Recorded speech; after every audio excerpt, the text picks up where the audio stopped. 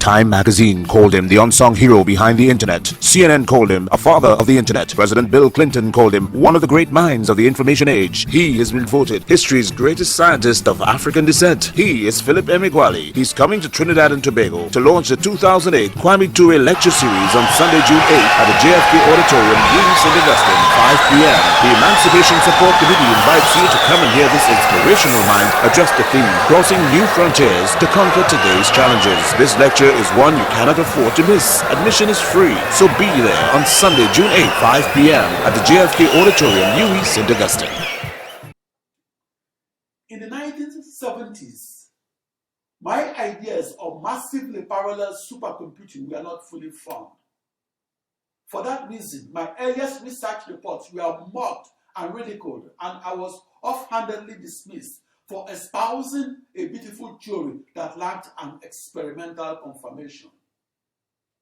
In the 1970s and 80s, massively parallel processing was dismissed as a supercomputing theory that will never gain many adherents.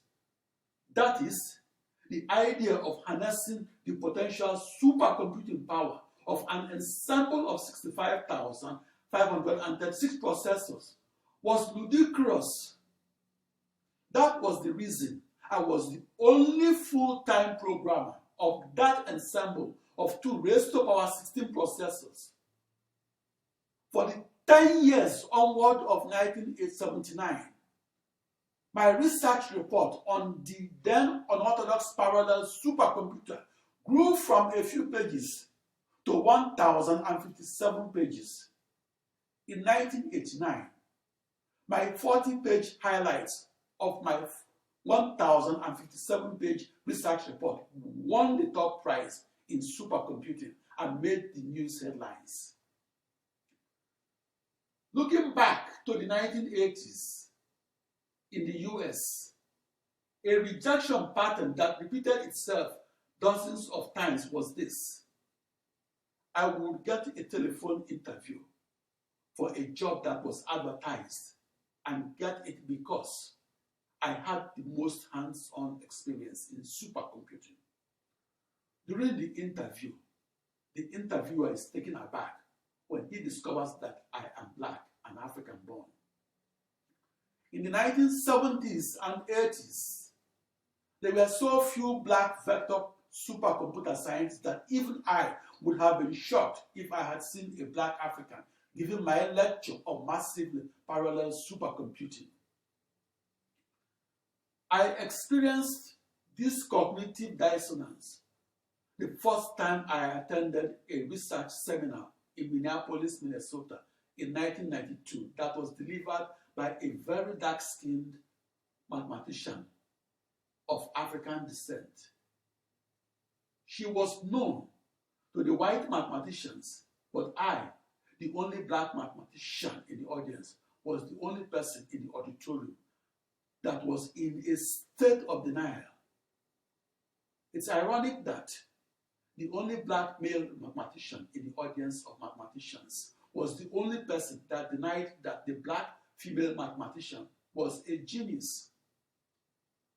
Her lecture was on the ergodic theory of dynamical systems. I presume that she might not have the command of her materials.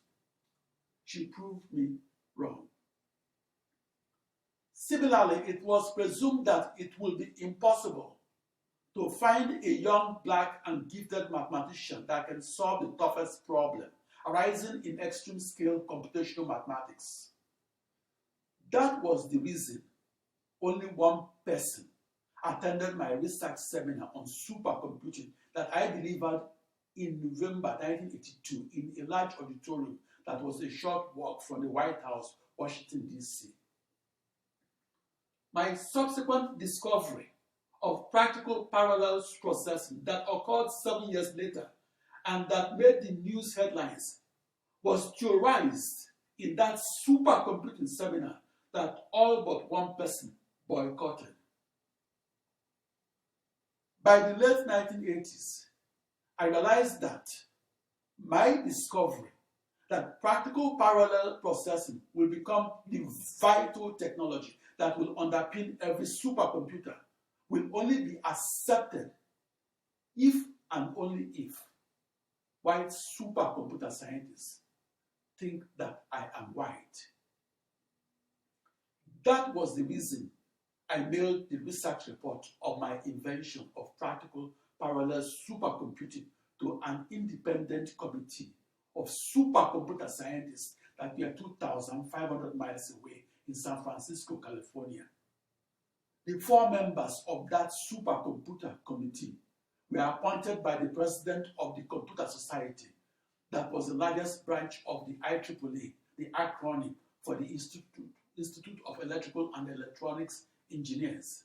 That is the world's largest technical society. The Computer Society was the world's largest of its kind. That committee of foremost experts in supercomputing were tasked with awarding the top prize in supercomputing. The essence of the 40-page report that I submitted to the IEEE and the detailed 1,057-page research report that won the prize in supercomputing is this. I discovered that practical parallel processing will become the vital technology that will underpin every supercomputer.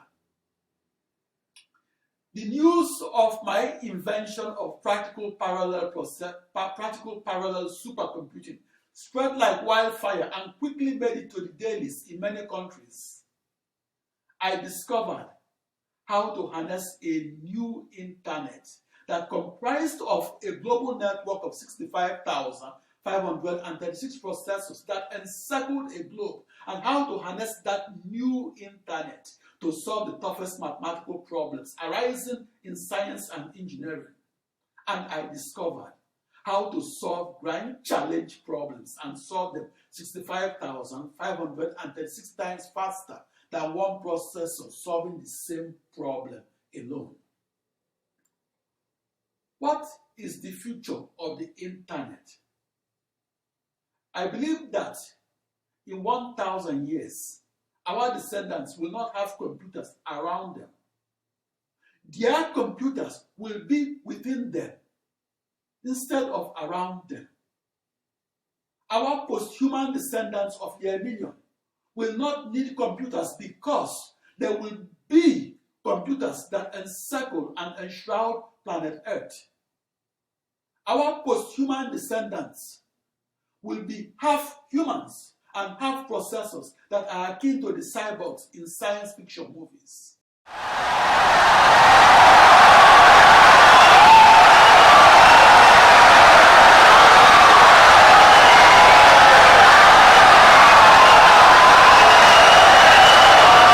Insightful and brilliant lecture.